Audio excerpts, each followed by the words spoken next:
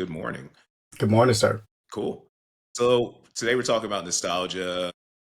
What's the most nostalgic thing you've bought recently? Can't point to anything I've purchased. I will say I've blown the dust off of some things though recently. One of those is cash, just having dollar bills, right? Yeah, yeah. Um, Recently that's just come in handy a lot. I haven't really been carrying cash on me at all, especially since I've started paying with my phone.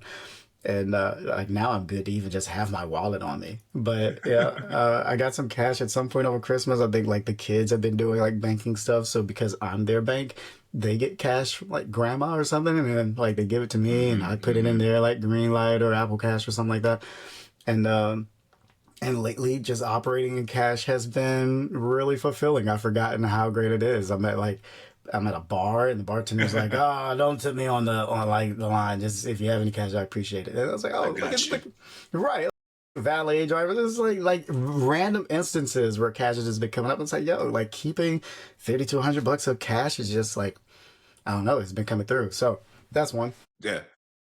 The Well, my, other my one, cash tip for you that I'm going to give you, because I used to carry a cash a lot just because I used to have a lot of vendors or people that I used to work with at my house that always just wanted cash. Cash tip to you is make sure you keep it in the wallet and don't just keep it in your pocket, because sometimes you will drop it. And with cash, if you drop cash, you lost the cash. The cash is it's gone. done. It's done. It's done. That's why I stopped carrying it because I'm notorious about dropping things or leaving things, and uh, but as long as I keep it small, it's been all right. So that's one thing. But very very fair point. The other thing I've dusted off recently is Mario Kart, Nintendo Switch. The kids, we were cleaning their room and they found it and they're like, oh, we haven't played this in like a year or two, and we've been like they just had winter break. Half of that winter break was spent Mario Karting, and it still got juice. You just you don't think about the fact that Mario Kart still just goes hard, and it's just still a fantastic game for everybody to jump in and talk trash. So, question: do you find the game to be stressful at all when you're playing it?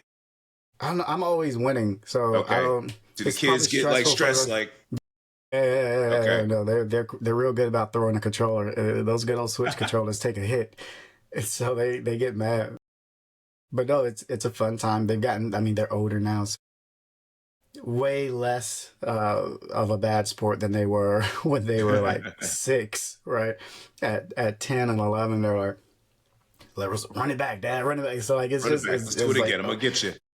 nostalgic for us. That was our Yeah, game when they were yeah. like 5 and 7. We're in quarantine together. Like throw Mario Kart up, right? It's how we would like settle skirmishes and disagreements. Like, all right, let's see you on the track. And now it's got to be like 4 or 5 years later since we've really like gotten into some Mario Kart, and it's been good. So that was just the Switch itself, man. There were so many times where I was about to sell the Switch, and it just comes out of nowhere, clutch mode, and it provides a great experience for us to get into gaming. So Yeah. I'd say I mean, I that. was asking you about the stress because I literally saw a TikTok yesterday and there was like research and it was like Mario. They're like, Mario Kart is the most stressful game. That's fair. There's nothing like being in first place and catching that blue shell.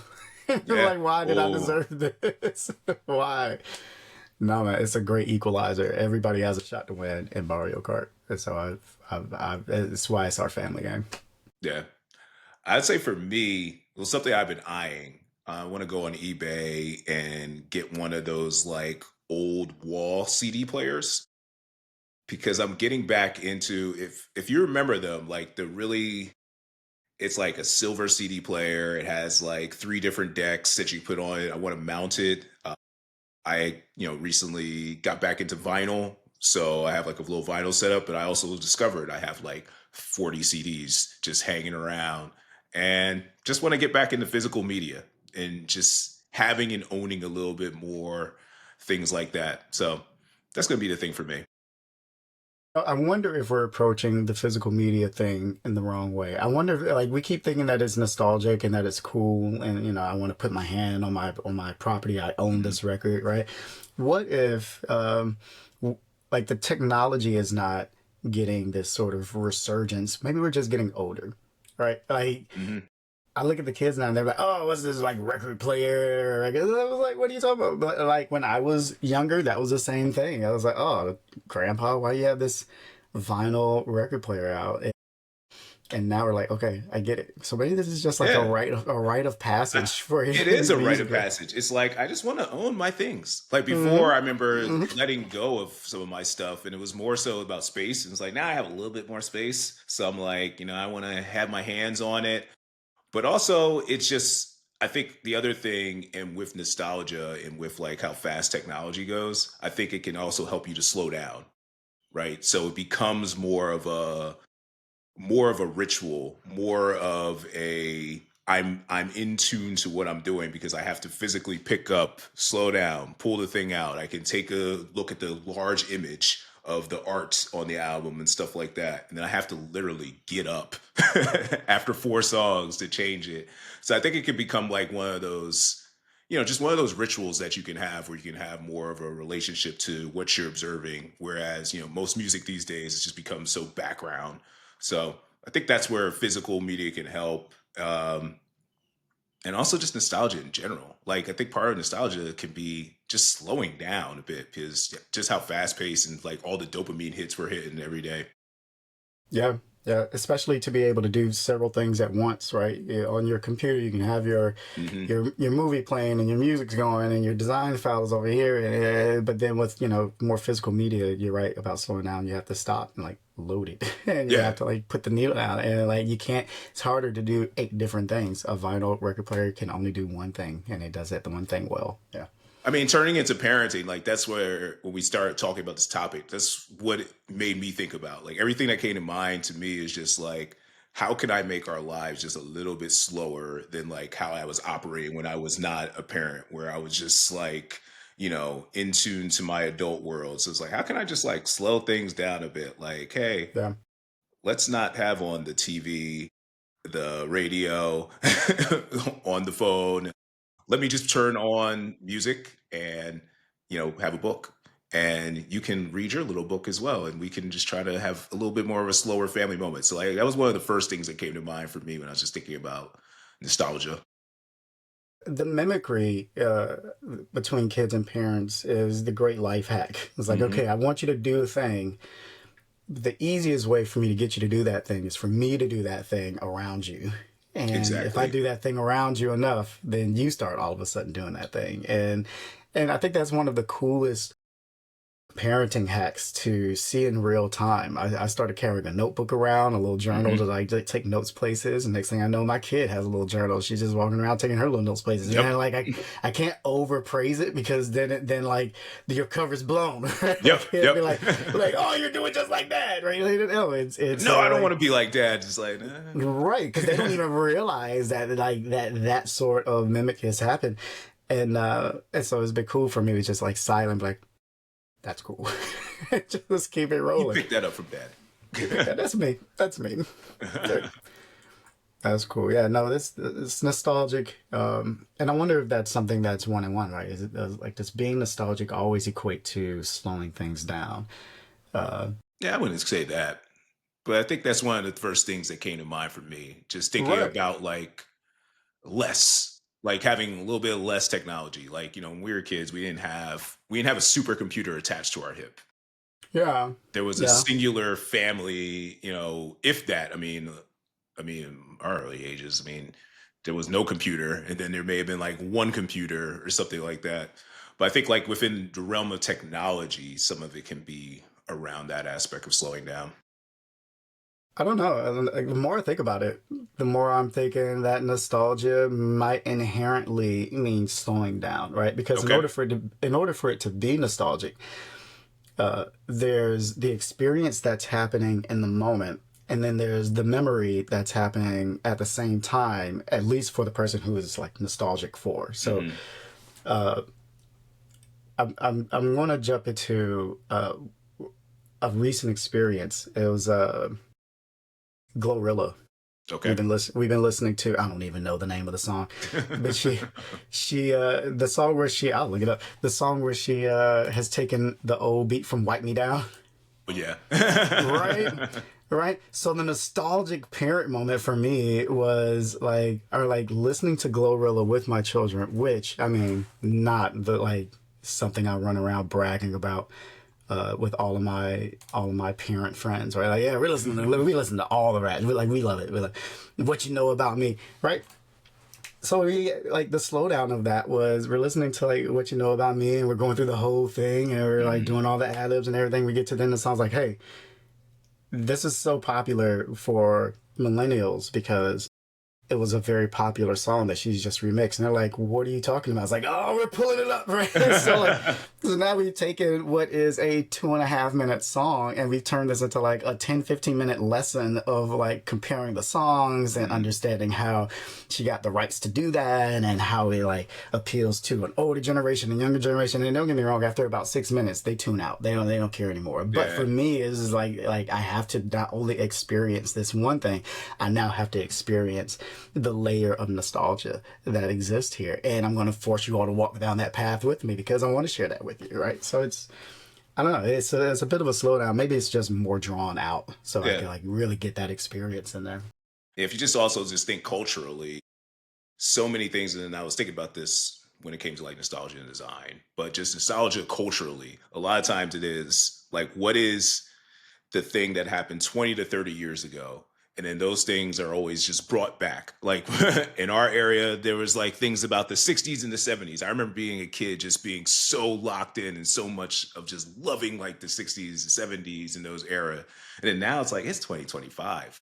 20 years ago, Yeah. that's 1995 to 2005. So this is like our heyday of high school, college, and all that. And Yeah. that's where you see so much of the sampling is going back Oh, man. and pulling elements from those eras. The generational appeal to it is great. Because I think there was another one recently, Beyonce redid "Before I Let Go," right? Mhm. And so like it's this one period where you have this younger generation coming in and they're on the dance floor, and you have this older generation and it's like, oh, Yep. I remember this song, and then Yeah. everyone's kind of sharing from different memories at the same time, creating new ones in that moment, right?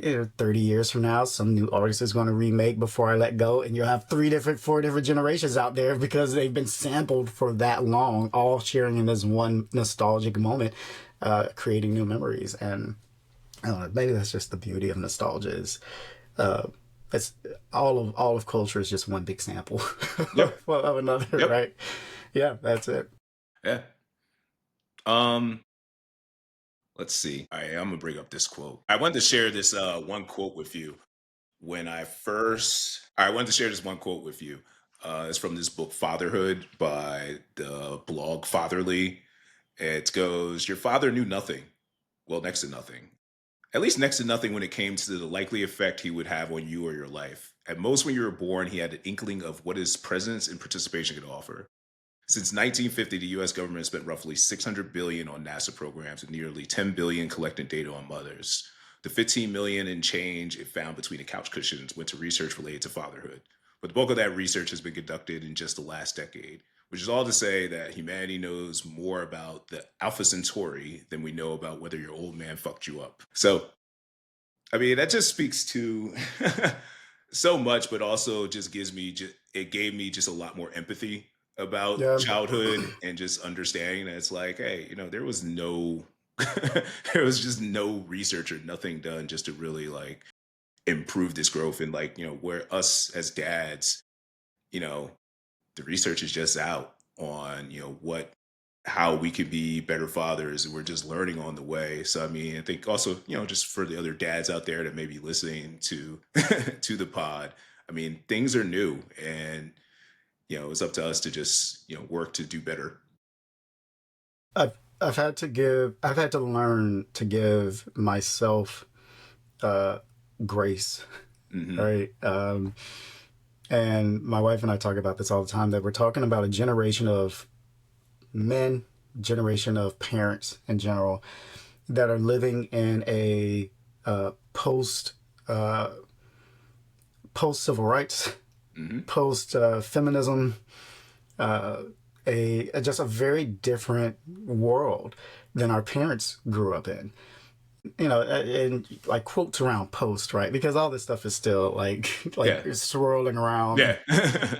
But I remember I tell my kids, I'm like, kids, listen, we're not far, right? They're old enough now to start piecing things together, right? Like early pre-teenage years. It's like, think about this in context. My grandmother wasn't allowed to vote. Right? Like her job was to stay home and raise kids. She had a job, right? And her job was a school teacher. And when she got married and had a kid, it was fully expected across the entire community that she stops working and comes Yeah. home and raises kids, Well, right? that's So, what some people still want. hey, hey, and we have to, like, and like it's so easy for them to not even see that because of how normal it is now to see women in positions of power, to see women owning businesses, to see women run. And same thing for people of color, right? Like my kids go to a pretty diverse school where they are in the minority in terms of being young girls of color, and I'm like, hey, my father remembers a time. My father, like your granddad, Papa, right? He remembers a time where he could not have done this, right? Going to school, even if it were the law at the time, right? Going to school in like the '60s, it's like, no, all the black kids go to school over here, all the white kids go to school over there, and so putting this stuff in context to them has been a different sort of nostalgia because to them it's like eons ago. Like, what do you mean you were born in the 1900s? I'm like, yeah, damn it. Like, it's like I was like right there. It was right there. Uh, but then they started looking at it in a different lens. Some of that is gratitude, and some of that is confusion. But it goes back to your quote by saying that having a book on being a present and positive figure in your child's life from a fatherhood perspective, let alone a father that is also a person of color, right? These books have just been written because this is a relatively new landscape when you look at the grand scheme of American history. Fathers were not at home raising kids, mothers were not in the workplace making money, people of color were not out here furthering their education and building businesses. So all of this is sort of new for us. And so to be in this generation of it's a tongue twister. Late millennial parents. Say that 3 times fast, right? Uh, it's just a different ball game, and so we're kind of like building this plane in the air in many ways. Uh, and so a lot of grace across the board for just parents in general. Yeah. I mean, the wild thing, you know, just culturally is just wild, like what's happening now. And, with like things happening on the right and just opinion wise of just wanting and clamoring for like this traditional world of things that were like that back then, where it was like grandma took care of the kids and all that. And it's like, hey, but we've also built a society now where these things have become next to impossible because when you think about the wealth gap, when you think about how much it costs to do anything, Yeah. we need to build like this modern society that enables us to all be present, to all take a role with building our children and helping them. But also, it's going to help make better kids. I mean, everyone our age, when you go back, when people start going to therapy, they start realizing it's like, oh yeah, I had issues with my mom, I had issues with my father. Like these are the things that brought up these issues that you have in your adulthood. So yeah, we shouldn't, you may dream for that era, but screw that. Like we need to, be more present. Let's bring more of a village around our kids. The Yeah. village will raise them. But, Yeah. I think that's one of the things I thought about when I first had a kid. It was like I wanted her to be exposed to my parents, to my partner's parents. Like, I want you just to, you know, learn a little bit from each different person, as long as they're not harming, but as long as they're not in harming or like being bad for your development. But I want you to be able to learn from different people, and but I just have to keep an eye on that. Right. I was just about to say, right. Like Yeah. like my parents, I love them, and I love the life I had with them growing up. And in many ways it's very different than the life that I'm Yeah. raising with my kids. And so when they were younger, they couldn't really pick up on those differences. But now they, like, as older kids, they go over there now, and like they come back like, I, I see I see now. it. I I see see now. it. I see it. Oh my gosh. Yeah, they see it, and having those conversations now ends up being a bonding experience for us, right? Because they're old enough now to see some of my quirks and to be able to trace those quirks back to the environment in which I was raised There it and is. say, you're like this because your mom did this to you. And I know she did this to you because she just tried to do it with me. She just tried to get me, and she almost made me fall into that trap, Dada. But now I know why you Now I have that know. quirk. I got it. I got it now, Dad. Thank you. Now they understand me that much better. So they're like, okay, Dad, X, Y. So like we're just like the emotional intelligence of children that are having these sort of intimate, personal conversations with their parents around their imperfections and their faults. Yeah. I Is mean, that was something something that we that talked is about in big. that last episode Yeah. too, was just around like just having those conversations so that Yeah. it's not just like it's it's not the authoritarian parenting where it is just like the speaking down to you and telling you what to do, and then I don't learn anything about you. Or also, I think a lot of that still comes from, and you know, not solving your own issues enough as a parent is when you lean on like, oh, do you just do what I say because you don't have the mental capacity or the mental space or even the the calmness, Awareness. yeah, Yeah. the Yeah. calmness, the Yeah. awareness that it takes to just have that conversation. I mean, and I hope, my kid's young, I hope I continue to work on that and develop that to make sure that I keep doing well in that aspect and improving. But yeah, I mean, it's tough.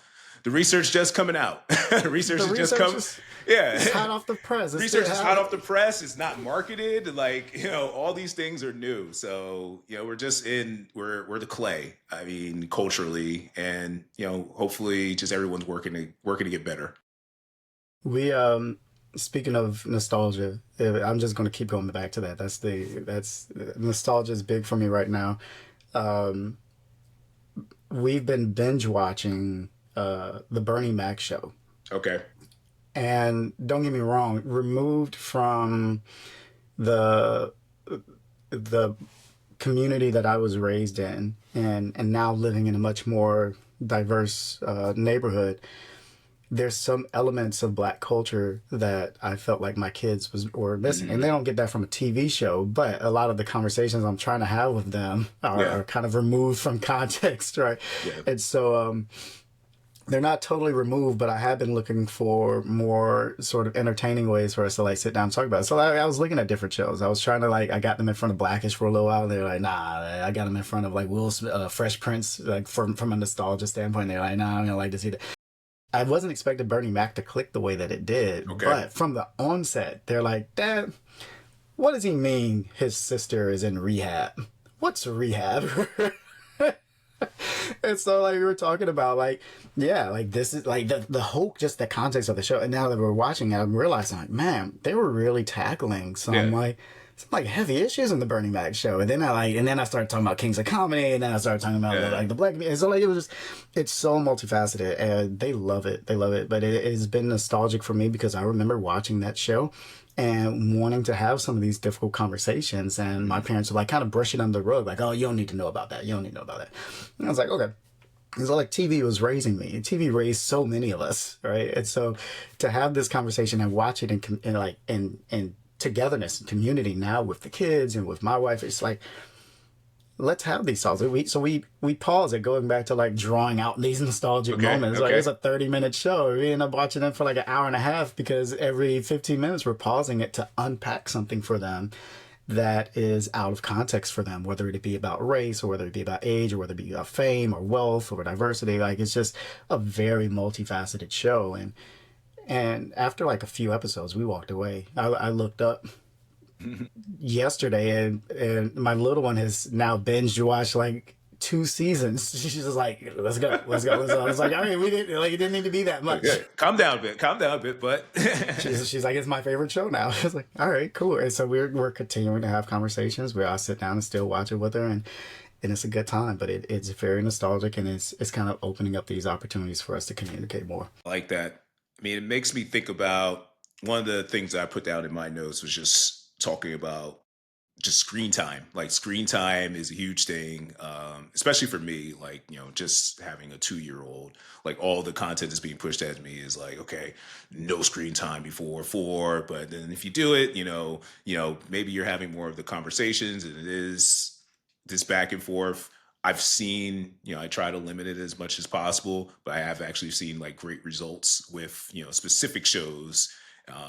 Like I've brought up Daniel Tiger before, but Dan Tiger's the truth. yo, my kid, she probably knows a good 20 to 30 songs from that show. Yeah. Like just this morning, I think her mom, she dropped something. She was just like, sorry. She was like, sorry. And then she just starts singing immediately. She says, saying, I'm sorry is the first step. How can I help?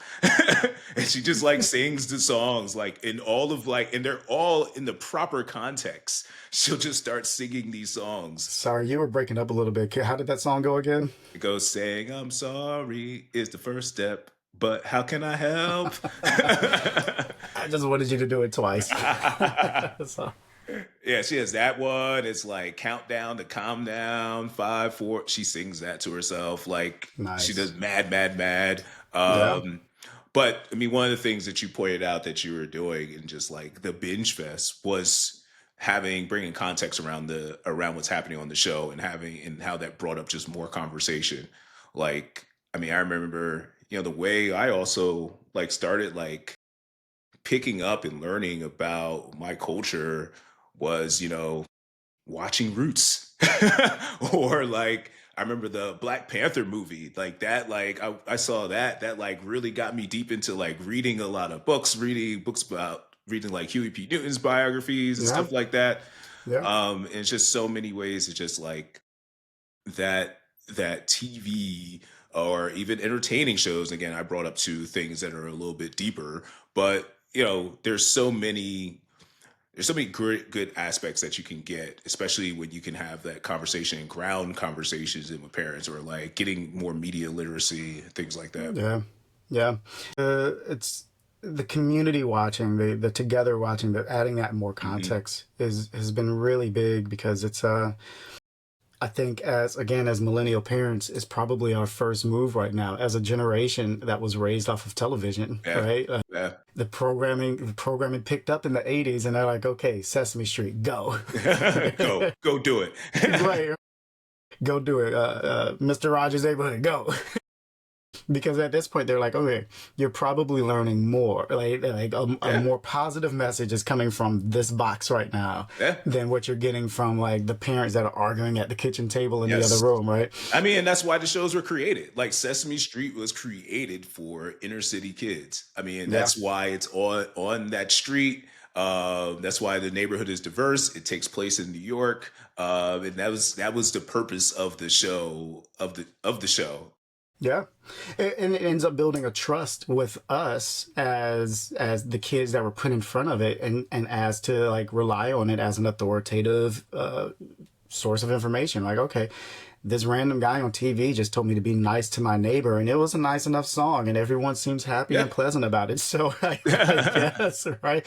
And they're echoing these same sentiments in church, which is like the only other sort Yeah. of like learning place for us, Sunday school and the like. Just growing up in Georgia, that was it's like you're learning from two places. You're learning from the TV, and you're learning from church, and that dichotomy sort of like sometimes it gelled and other times it didn't, but we weren't having many conversations with our parents to tell the difference between what was gelling from Hmm. one source and what was conflicting with another. So I think a gap right now that sort of exists is one that was very intentional about filling, to say, okay, you're going to come across some gaps because this isn't supposed to, in an authoritative way, tell you how you're supposed to act. It's supposed to give you a model that you can choose from, a model that you can say, oh, okay, I want a piece of this, and I want a piece of this, and I want a piece of this. And with all of these different sources of content that we have now, having an hour to just kind of talk through some of that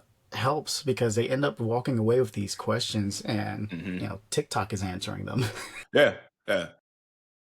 I would say ours is just in the car. Most of our conversations happen as we are just driving and getting groceries, and they'll come out the blue and ask me some crazy question about the environment or about racism or about money. And I'm like, okay, Yeah. let's get into it. I mean, what's interesting too of what TV is doing is like it's bringing up these scenarios. So like the scenario in Bernie Mac is like it's not a scenario you're just going to come up with. You're not just going to come off your head and just start talking about rehab Right, unless that's something that has occurred. But you got right. that scenario, you're able to contextualize it into like that first encounter. And even like with my kid, like a scenario that we were purposeful is like she has to go to the dentist. First time was terrible. First time she yelled and screamed the whole time. We put her in front of the dentist episode. She did not cry. That did not cry at all when she went to the dentist the next day Wow. Yeah. because Yeah. she understood a little bit better what was going on. She could picture it because she saw these images from her Yeah. favorite show. She saw her character, going through the scenario, and she's like, I could do it like him. So like I would say it was like open her mouth, and then Daniel in the show he goes roar. So I was like roar to get her to do it, and it really worked well just in presenting a scenario that I couldn't visualize that to her. Like I can't Yeah. like just pop up as like this is what the dentist is gonna look like. No, I Right. Pretend you're a young tiger yeah. when you go. So super helpful. Shout out to them. Shout out to those writers and producers. That helped me a lot. I'm like Bluey. Oh my gosh, I sit down because like as far as like nostalgia for these sort of like old '90s and 2000s TV shows Mhm. that I've been looking at, like great. But then they'll like flip the script on me, and be like, "All right, we watched an episode of Fresh Prince, and congrats, we did it, Dad. Can we watch Bluey now?" And these are like pre-teenagers. I'm like, "Yeah, let's sit down and watch Bluey." And man, every now and then one will catch me and bring tears to my eyes, and Okay. we'll get to talking through it, and very similar. Like they tackle some silly concepts, of course, but then every now and then you get like a big one. And it's like, whoa, y'all went in on this Bluey episode. We got to pause this and kind of talk about it. And that pause and talk is such a essential part of if we're going to call it something like conscious programming, right? It's like, all right, we understand that this is a program coming from this box, and we understand that this is informing our child's context about their worldview.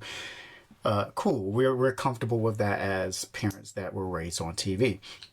But now to step in and say, let's pause and listen. Let's pause and talk around what you have now ingested, what you've now internalized, Mhm. and how can I help sort of navigate that space a little bit more to understand what you took in and and like whether or not that's something that meshes with the culture we're trying to have in this household, There you right? go.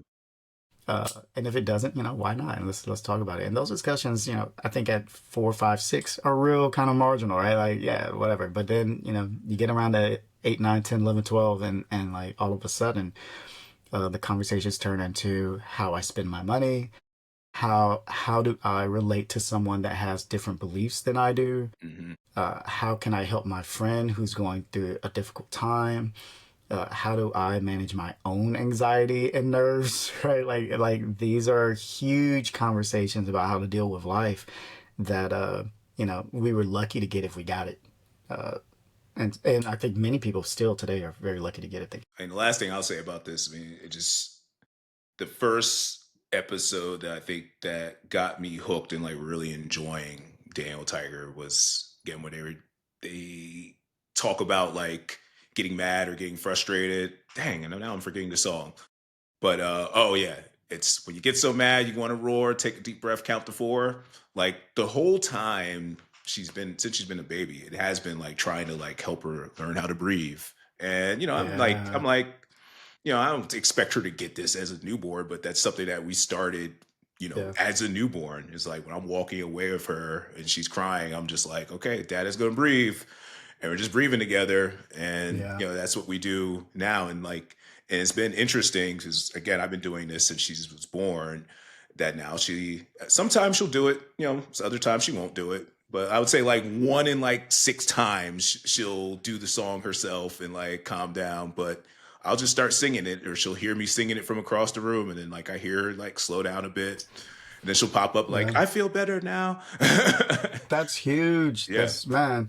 We I had to learn how to not resort to corporal punishment yeah, in real time.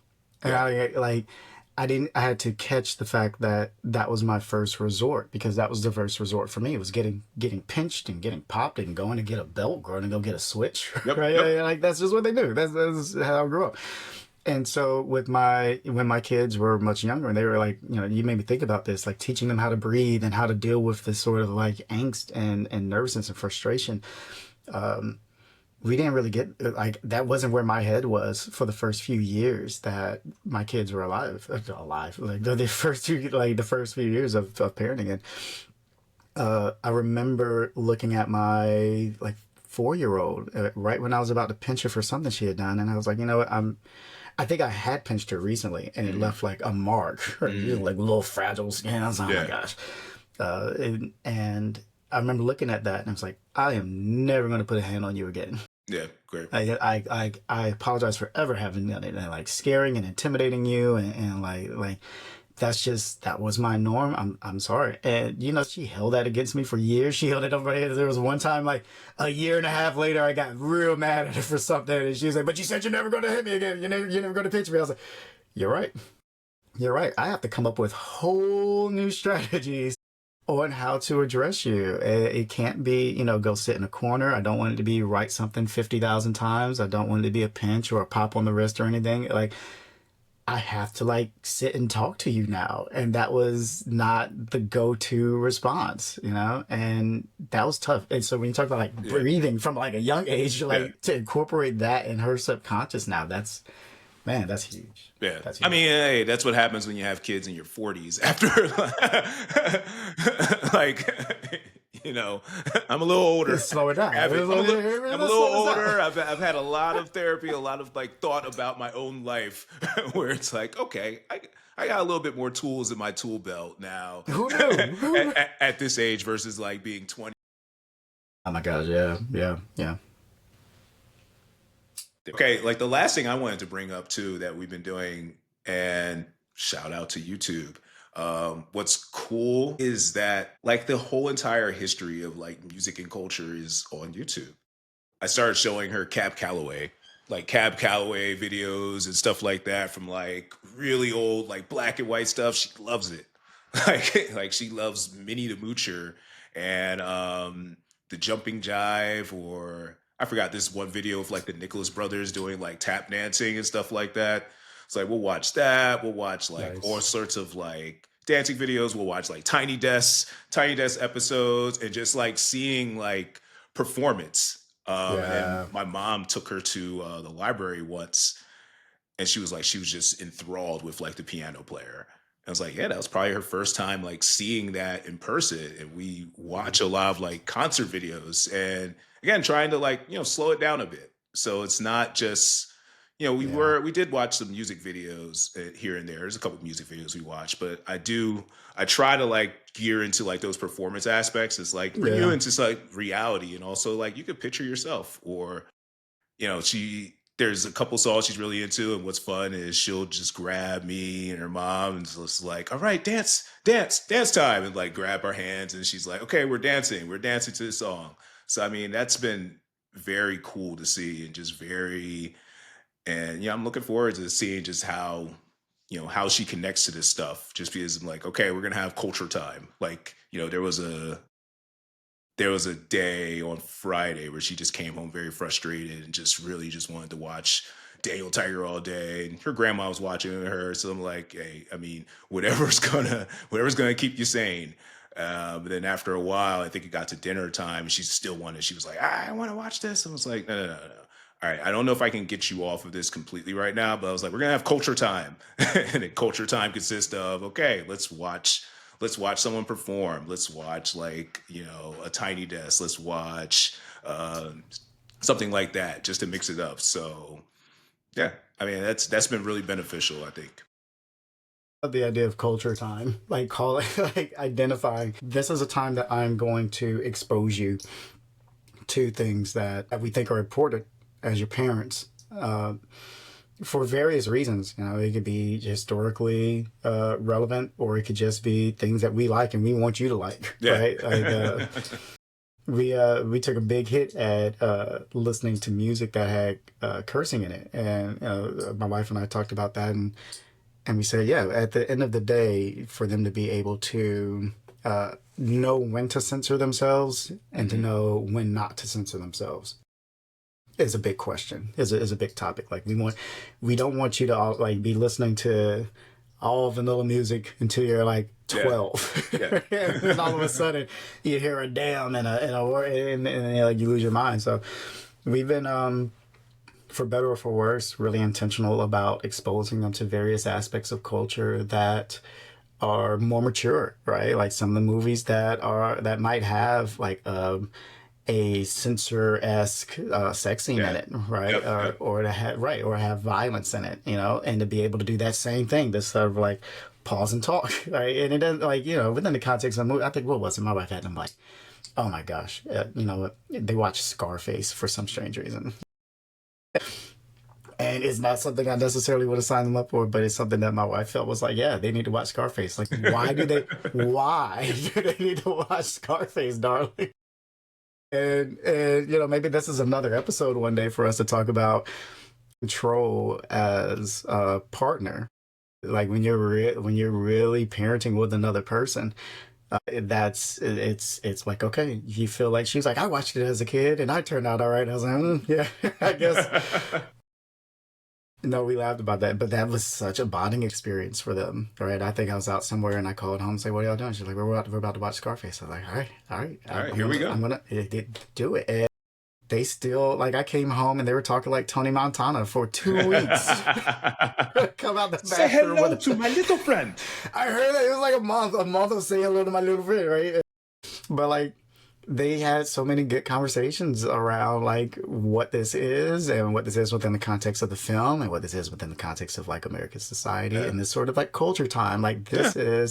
this is America, or this is Black America, or this is what it means to be a woman, or this is what it means to be LGBTQ. I guess it's like, Hmm. let's have these tough talks as early as possible and then apologize to parents when our kids expose them to things. It's When our like kids expose your kids to things, we're sorry.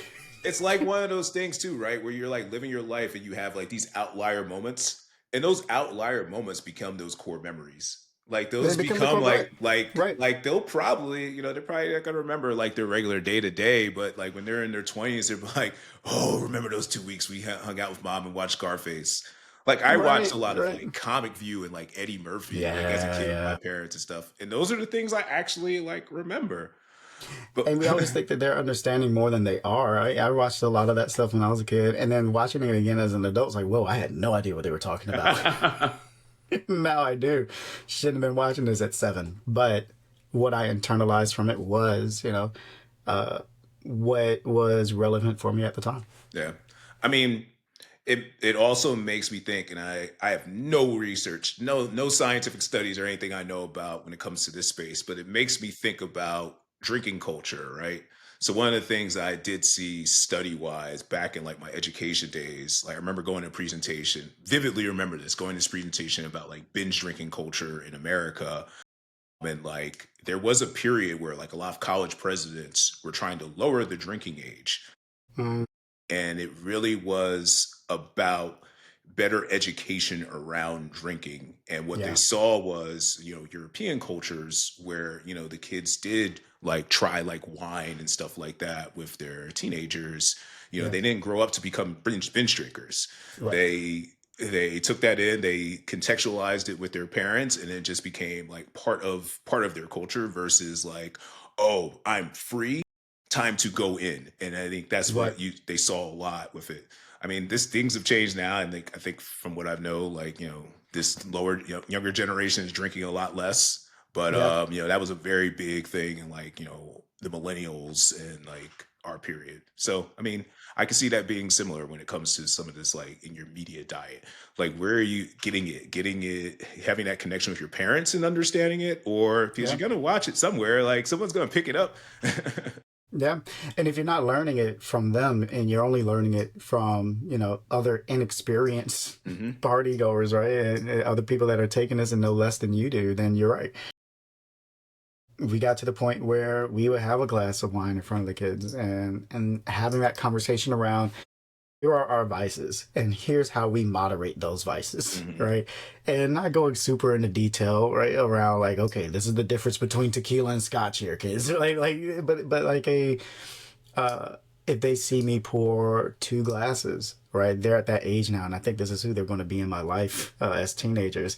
If they see me pour another glass, they're like, Dad, that's two. You remember, yeah, like that's enough. And Hey, I'm like, you know what? Fair, you're fair. raising it right, Thank man. you. You're gonna want your daughters to take care of you. They've already started putting that robe on of like, Dad, it's time to go to bed. It's getting late. You get work in the morning. I'm like, what the hell is happening here? That's what man. Hey, it's coming up. It's coming up soon for you. At 12, man. These jokers are guardians. Dad, that's too much salt. Hey, I love that. Hey, I mean, hey, I remember when I was like 5 throwing out my parents' cigarettes.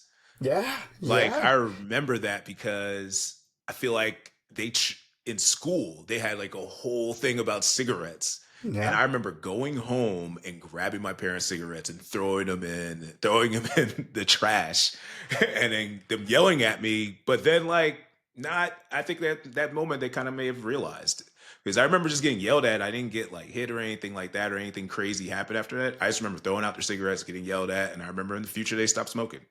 So hey, Hey, we there's a kid. So our kids hang with other kids in the neighborhood, and one of the other kids in the neighborhood started dating a boy. Mm, And so we aren't less familiar with the boy, but our kids are pretty open about like what's happening and X, Y, Z. So they come back home and they're like, yeah, the boy vapes. He vapes. And my wife and I looking at each other like, what's he vaping? Because that'll determine our opinion of said boy, right?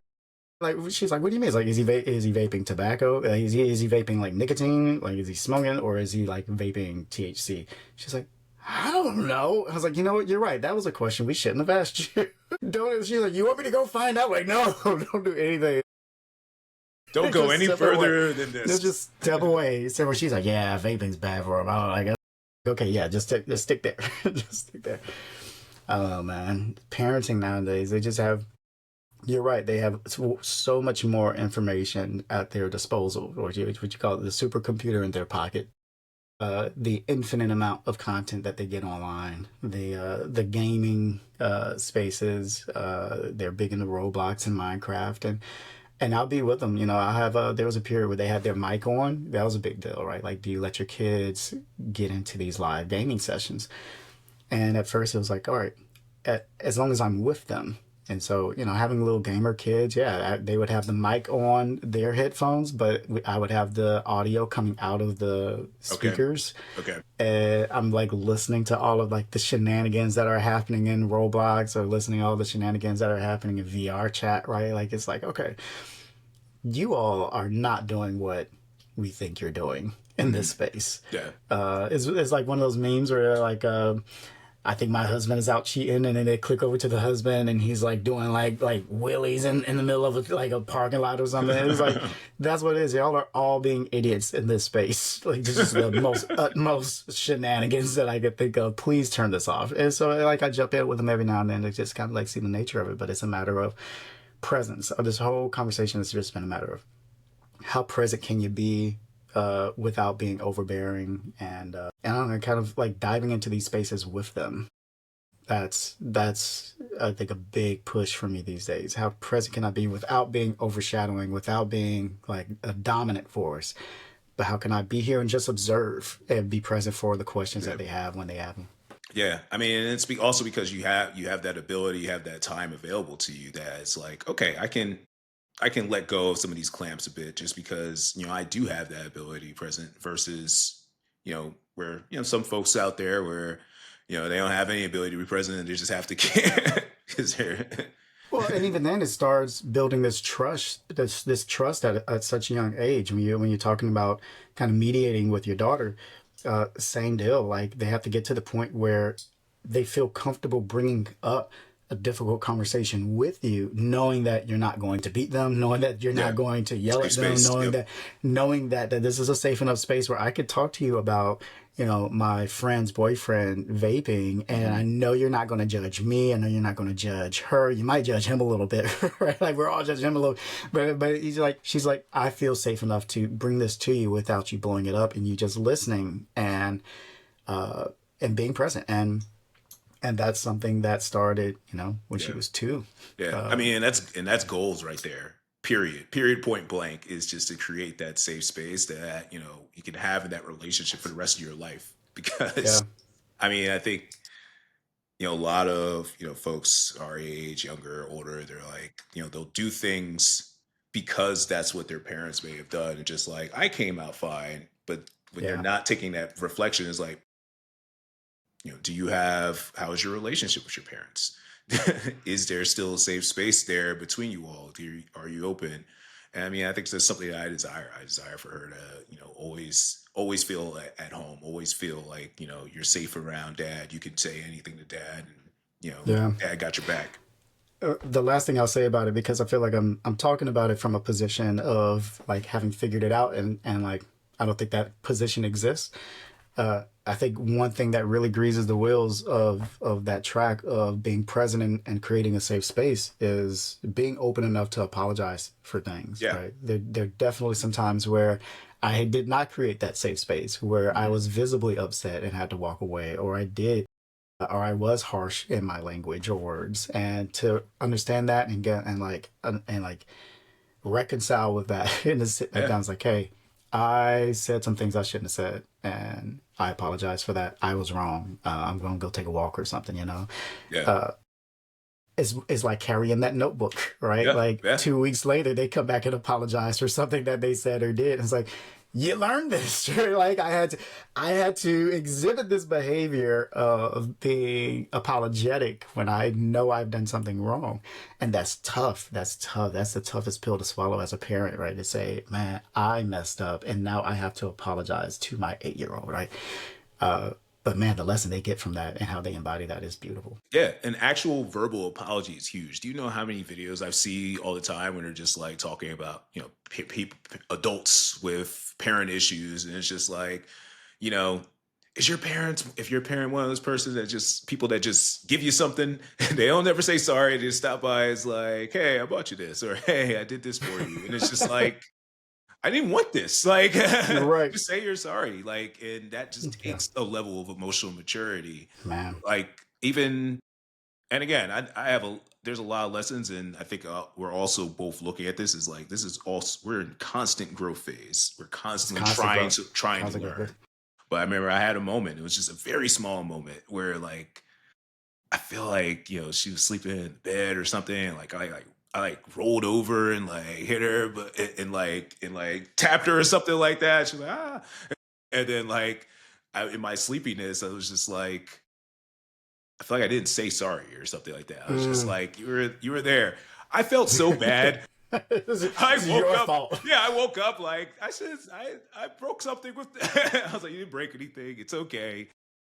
And I was like, hey, make sure I give her a hug in the morning. Just Yeah, like yeah, I don't want you to ever feel like dad does not care about your feelings, however big or small they are. yeah, Like I want you to know that I care about your feelings. I'm big enough of a person to apologize for stuff. yeah. And just That pays having that dividends. communications. Yeah.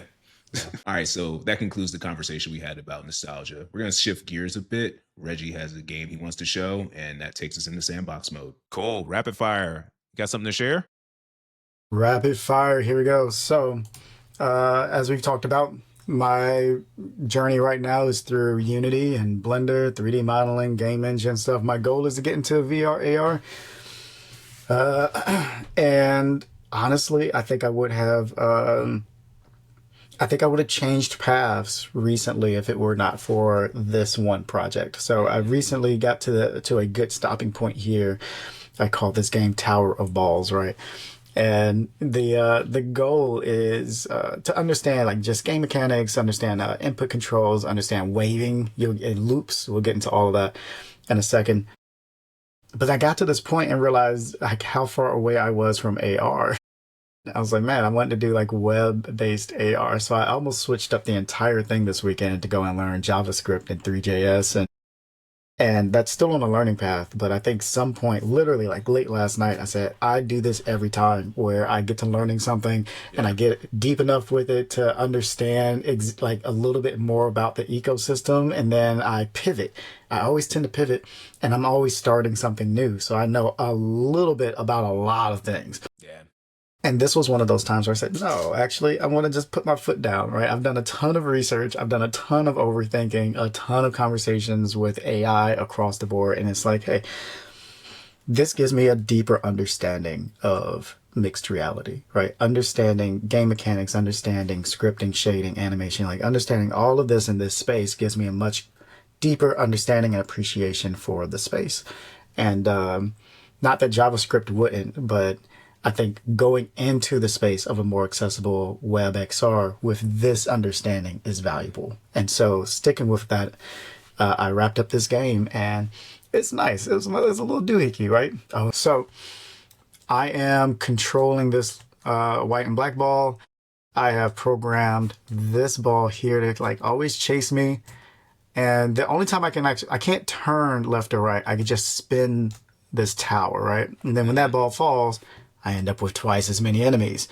The cool thing about this has been the power ups, as you can Okay. see. Oh, Okay. don't fall, don't Okay. fall, don't Okay. fall. Right? And so learning everything about like making that go away after a certain amount of time, making a new one reappear after I get some enemies knocked off. Oh, now this is gonna. All right, now I have to stop talking. Then boom, boom, Nice hit. boom, boom. Right, man. I was up late watching just random YouTube videos. I think this is how I'm using YouTube now, is just watching people talk about their process. And I came across one interview that said some game designer did some indie game somewhere and it did really well, I guess. And he said, man, if you're not having fun testing your game, There it is. Yeah. no one's gonna have fun playing it, right? And I think the most fun part about this for You're me, oh, they're trapped. going, almost. Free yourself. Free yourself. Boom. Boom. As you can tell, I've been testing this a lot. I don't think I've done this well since I've played. I'm glad I'm sharing this right now. They will trap me in here, right? To get to the point where either they push me off or Yeah. Yeah. I'm just stuck altogether. But it's been really fun to make. The kids have gotten involved. They jump in like, oh, we think this ought to be the shape for the power up, or we want this particular material for the ball, and then they get in and they test like, oh, I think he's moving too fast. I think he's moving too slow. That's dope. It's been fun to dive into. So I had to remember that, right? And I think circling back around to that interview, it was that joy of creating and playing and testing and failing over and over and over again. When presented with the idea, right? And this always kind of comes up like, are you sure this is what you want to do? Do you want this over here? I almost went for it because I think that the more direct path to market is learning 3JS and learning WebXR and being able to quickly get an AR product or experience out there to to customers. And that's still the long term goal. But man, going this route has been rewarding in its own right um, because of how accessible each little Yeah. design and development decision Yeah. You're is. making something. Oh You're man. getting. You're getting that good dopamine hit. That good dopamine hit. That there's some success there. Also, I mean, in the game, it kind of reminds me. So one of my favorite games growing up was Marble Madness. Mm-hmm. Reminds me a Mm-hmm. little. It's like Marble Madness meets dodgeball. Like the way Yeah. they were flying, I was like, this was like a dodgeball hit. Like boom. Yeah. Yeah. Yeah. Uh, and that's exciting, right? And so it's I'm slowly stepping more into developer world. All of that was scripted. There are about four different C sharp scripts in there that I'm manipulating and kind of working through, and some of them we're just creating from scratch. So you're right. The success, and then just the playing of the game, and then the creativity behind how can we make this more difficult, or how can we make this easier, like levels. I had to stop myself there because it's real easy to dive deeper into that, and then I look up a month later and I have a great game. But I still don't know some things. So you'll see there's no UI in this. I didn't put it like a restart. They're not different types of power ups. The focus right now is to learn what I can from the lesson that I'm given, create and tinker with it a little bit just to make myself more familiar, and then go on to the next thing because I end up spending a month trying to teach myself something when really it's just like the next lesson. And so just keep it moving. How fast, how much can I just keep it going? Yeah. I So that's it. mean, think about ways.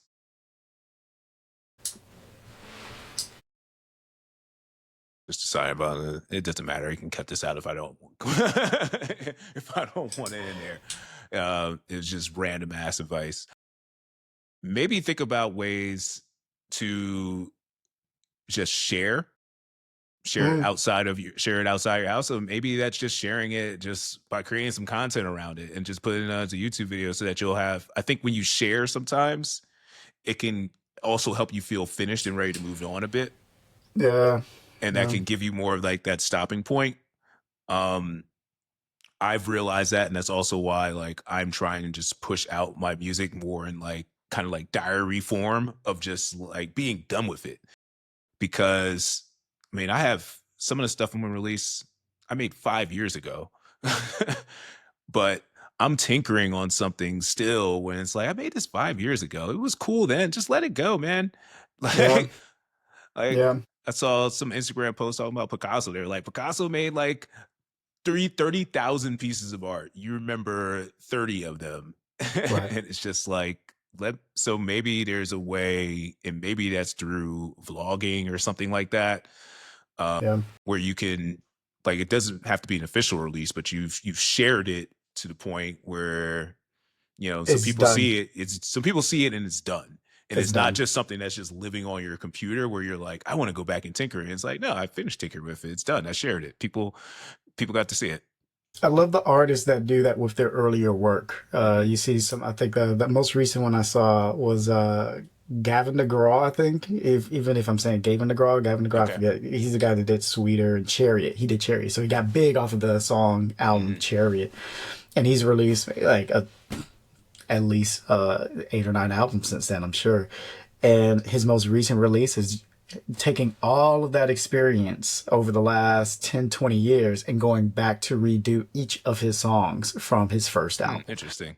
And he's like, this is how, with everything I've learned, this is how I'm going to go at it again. And so it's each of the old songs with like some have a twist, Okay. some are different, and others are just exactly the same, just Yeah. performed with like a more mature voice, I guess. So it's interesting to see how you revisit your old work. Yeah. Yeah. Question. Do you think his new versions are better than the old versions? No, Exactly. no, Exactly. Like that's the crazy thing about it is you see so right? many some like a lot of times like that first version, that first like raw version It's with what you done. knew is done. And something I was going to talk about in the nostalgia conversation is like sometimes like that's the warmth, like it doesn't have like all of the polish to it. And our Yeah, ears love that and crave that. Like I've seen yeah, there's so many artists where it's like that first album, that's the one. Or and then yeah, I've yeah, watched their process later on where they've learned how to mix better, they've learned how to master better, they learned how to do things with better mics, and I'm like, well, this doesn't sound better. Like I think you were having a yeah, little bit more fun on that earlier version, yeah, yeah. and it's dope. So sometimes too much knowledge. It's a great point. Yeah. That's a great point. I'm glad we're recording this. That was a nice nugget. Yeah. Yeah. Cool, man. Cool. Well, all right, man. Thank you. Thank you. Good nugget to end on. All right, so that's a wrap for Sandbox Mode. If you're still holding on to your CDs, your kids singing Daniel Tiger, we see you. See you in the next episode. Take care. Tell a friend. Bye.